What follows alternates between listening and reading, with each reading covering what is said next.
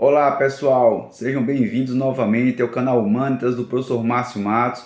Hoje o nosso terceiro episódio será sobre a chegada dos portugueses, dos europeus aqui na América, bem como no Brasil e em Sergipe, tá? Eu vou fazer uma viagem bem curtinha para que a gente possa entender.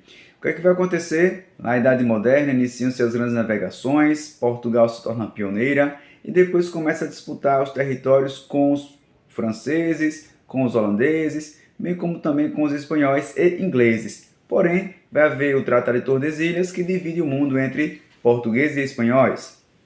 Como os holandeses, ingleses e franceses ficaram de fora do tratado, então eles vão tentar conquistar territórios que não pertenciam legalmente a eles, né? Já que foi dividido entre portugueses e espanhóis.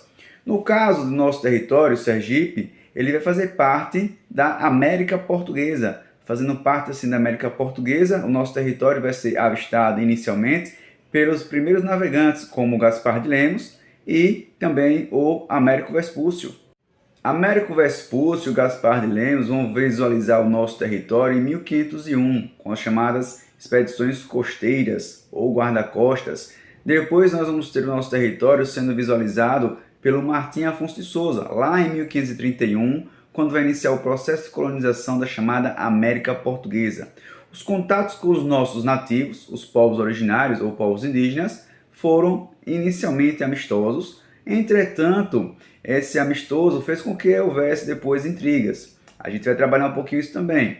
O que é que vai acontecer? O território do Brasil ele ficou descoberto de 1500 a 1530 sem a colonização dos portugueses. Então, franceses chegaram no litoral brasileiro, hoje litoral brasileiro, território da chamada América Portuguesa, e eram muito mais receptivos aos nossos nativos do que os portugueses, pois os franceses não demonstravam interesse em tomar o território, apenas trocar especiarias, produtos com os nossos nativos. Professor, quais especiarias, quais produtos? Os franceses queriam o pau-brasil e davam as bugigangas, espelhos, pentes, colares, chapéus, roupas, em troca dessa madeira preciosa que seria o pau-brasil. Consequentemente, as invasões dos franceses fez com que a coroa portuguesa tomasse outras medidas, que seria a medida de colonização, ou seja, ocupar o território. A ocupação do território foi dada a parte da formação das capitanias hereditárias, sendo que eram divididas em 15 lotes e 12 capitanias. Entre as capitanias, nós vamos ter a capitania da Bahia, na qual vai fazer parte do território do atual Sergipe. O território do atual Sergipe ele só foi desmembrado da Bahia depois de muito tempo. Isso aí já é um outro episódio que a gente vai trabalhar lá mais à frente, tá? O nosso território era chamado de Sertões do Rio Real. Seria a parte norte da capitania da Bahia. E por se chamar Sertões do Rio Real, vai estar localizado entre o Rio Real, que fica ao sul do nosso atual território de Sergipe, e o Rio São Francisco. Essa área vai ser uma área de bastante interesse dos colonizadores portugueses da capitania da Bahia, pois seria de serventia para a ocupação do território para a criação de gado. Mas, consequentemente, os nossos nativos precisavam estar alinhados aos colonizadores. E essa forma de fazer com que eles se tornassem aliados aos colonizadores foi dada a missão aos padres jesuítas, aqueles que eram componentes da chamada Companhia de Jesus. Dois padres jesuítas vão se destacar no processo de catequese dos nossos nativos, sendo eles o Gaspar Lourenço e João Salônio. Inclusive, lá em Santa Luzia do Itaim, tem uma igreja, que eu acredito que seja a igreja de Santa Luzia do Itaim, onde tem uma pedra, que na pedra está lá entalhada a chegada desses dois missionários jesuítas. Eles tinham como função catequizar as crianças e a parte das crianças aculturá-las, que seria mais fácil de depois passar à fase dos adultos, ensinar aos adultos. E essa aculturação é uma característica que é relevante ao sentido de os dominantes sobre os dominados, os colonizadores sobre os colonizados.